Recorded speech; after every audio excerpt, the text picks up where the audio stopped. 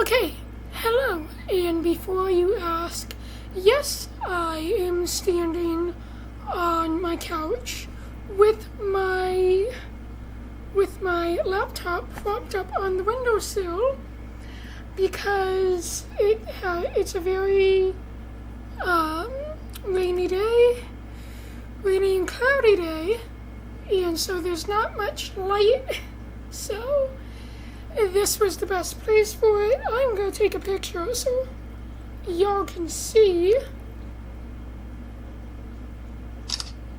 Okay. So now that I can talk and smell and eat and everything, I am finally able to share my wisdom teeth removal and my horrible nitrous experience.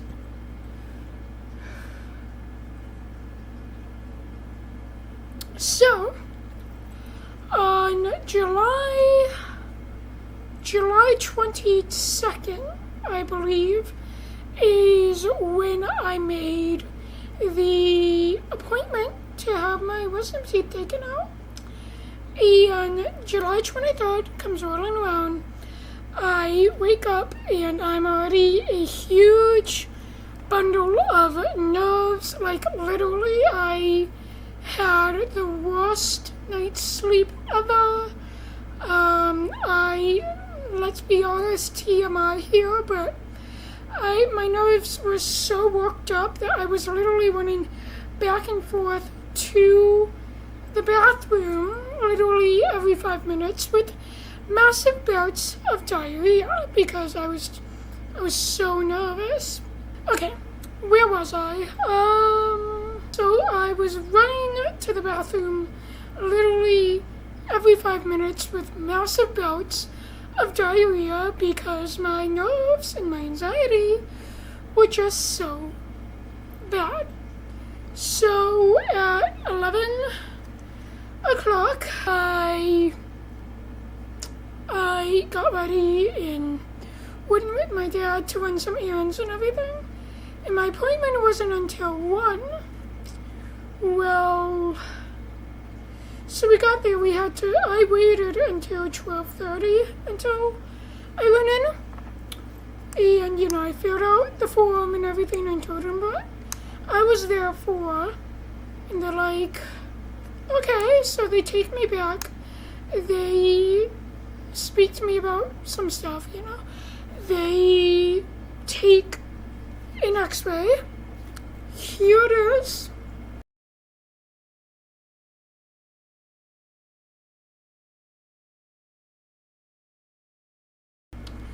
And you can see in my x-ray my septum piercing, which I find really funny. I asked if I could go under, like fully under, and they're like, do you mean anesthesia? And I'm like, yeah. And they're like, okay, so we don't do that here because I'm not licensed to do that. And at first I was thinking, well, why don't you just get someone who's licensed to do it? But, I didn't put up a fight. I'm like, okay, well, can you refer me to someplace that does? And they're like, yeah, sure. So they refer me, and my dad talked some sense into me because it's like, you need this done because it's urgent now, so you need to get it done. And I'm like, I cried like a little bitch for like 20 minutes, but I'm like, okay, you're right. Okay, we're just gonna have to deal with this lighting situation. They put me in the chair and like I said, talk to me about some stuff, and I told them, like, this one, the right one, is the one that's infected, and the left one is also infected. So when they took my x-rays, they're like, okay, well, your top wisdom teeth impacted as well. And I'm like, I'm not worried about that. The bottom ones are what's urgent. right now. I can worry about the top ones later. They're like, okay. So they lead me back, and when I was 4, I had to have tubes put in my ears. And, when I was in the OR, and they put the mask on me, I was so scared and terrified that I ripped the mask off, and I think that's all I remember of that. When they put the nitrous mask on me, I really started to hyperventilate and freak out because I just had flashbacks to when I was 4 and that scary mask coming down and going on my face. I told the doctors, I have PTSD from when I was 4 because when they put the mask on me, I ripped it off and I was so scared. They were very nice about it. And then, because they tightened the mask down to the table, so when they did that, I felt like I was being suffocated. Like, it only goes over your nose, but I felt like I was being suffocated, like my airway was closing up, like I couldn't breathe or anything. So the doctor just told me, the nitrous is supposed to relax you, just take deep breaths and through the nose. So I'm trying to do that, and eventually, I'm just living my life. Here's where it gets weird, because when the nitrous started to kick in, first my hands felt tingly, and then my head felt tingly, and it worked all its way down my arms, my torso, my legs, and my feet. It's not hard to explain, but it's hard to get other people to believe it unless they experienced it for themselves. It disconnected me with reality and logic and earth and everything, because I literally felt like I wasn't on earth anymore.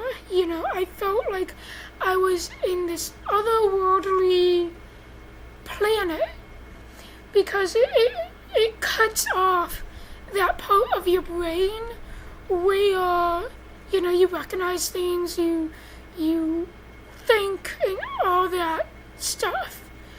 So I literally could not remember who I was and where I was and who I actually was. And speaking of if I was even real or not, I tried to grasp a sense that I was still here on planet Earth and this was actually happening, because it felt like being in a dream, but you're awake.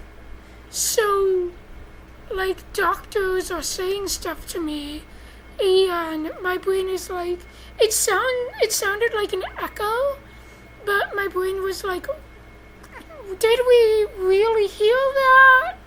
Or are we dreaming? And then a quick little thing was like, okay, this is real, and that would sort of suck me back into reality, okay, this is happening. Yeah, I was trying to remember who the fuck I was, because I didn't know who I was. I had my eyes shut, they were slicing my face open, it was so great. They were working on my face, and I had my eyes shut, because I literally couldn't keep them open. I'm trying to think of remembering who I am, who I was, and, like I said, if I was even real. Any sort of sense that I knew who I was and what was happening, as soon as I grabbed onto that little piece of information, literally not even half a second later, it was fucking gone. like it left, and I really felt alone. You can feel them, breaking the tooth apart, and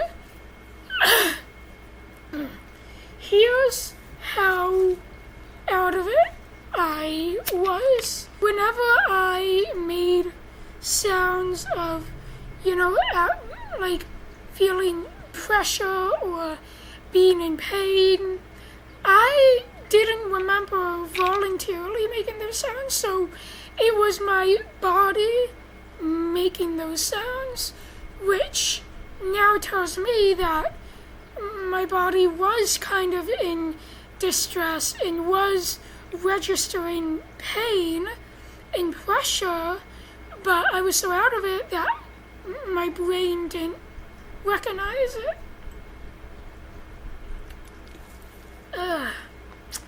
The soda's not bad, I just brushed my teeth, so I was like, okay, I need to open my eyes and try to look at something for grounding because I was severely gone at that point. I open my eyes and I'm looking at the ceiling, and there's that little, my dad would know what it is, but it was this square thing, panel with two little squares in it. It kind of looked like a vent. If I can find a picture, then I'll put it here. But I was looking at that, and my mind couldn't put together what I was seeing. So my vision was just blurred lines, and it wasn't colorful. It was like black, white, and gray, kind of like static. If you have those old glass TVs and you turn it on with nothing connected to it, that static one, but instead of the little snowflake effect, I guess you could call it, it was lines. So then I looked at the nurse, and this part still creeps me out and traumatized me the most, because when I looked at the nurse, they had on those glasses things to block out the light. So I was looking at her, and you're gonna find this funny, but I don't find it funny. I find it very scary because I've never dealt with anything like this before. But the glasses made her eyes transform into like these alien type eyes with black, like just deep pitch black voids. The surgeon has as well the glasses on, but he has those skinny binocular things. And so not only did the glasses do the same effect with the big black eyes he had, but the skinny binoculars he wore became like 3D, and the little hole that you see out of became these bright red pupils, and then they seemed to hover like just above the black void, and then they started bleeding. So I shut my eyes. Actually, I didn't want to see that anymore.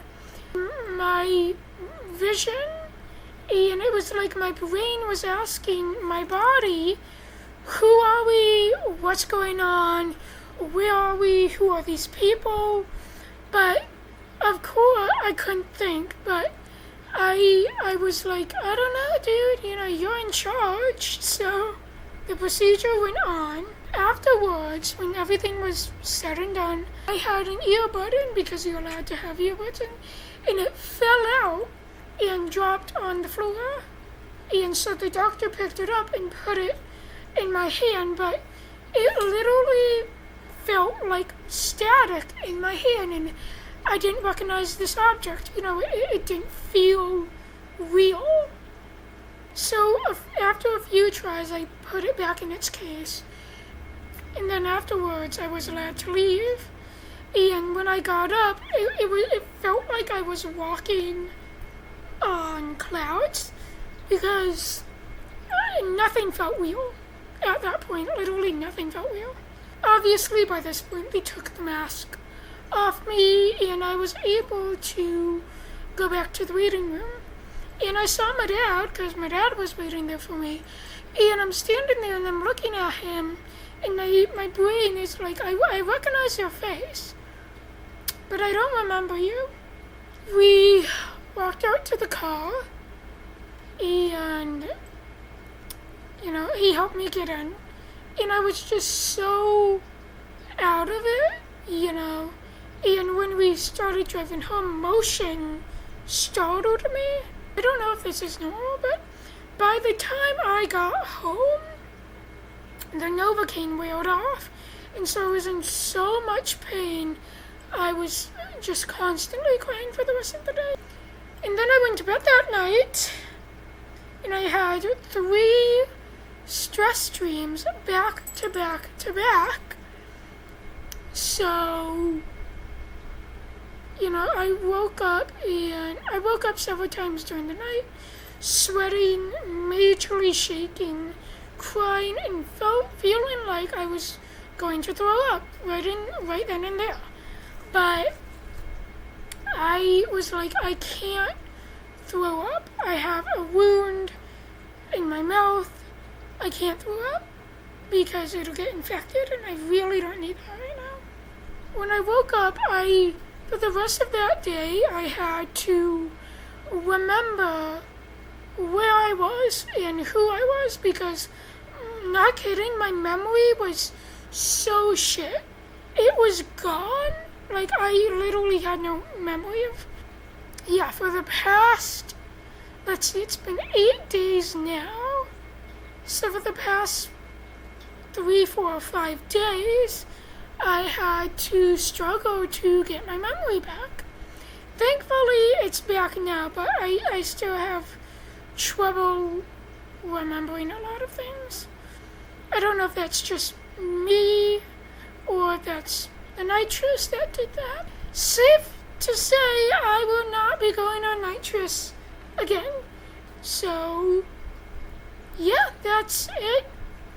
Let me know. I really want to know if any of you experienced something similar to what I did. So, let me know. Thanks for watching. Bye.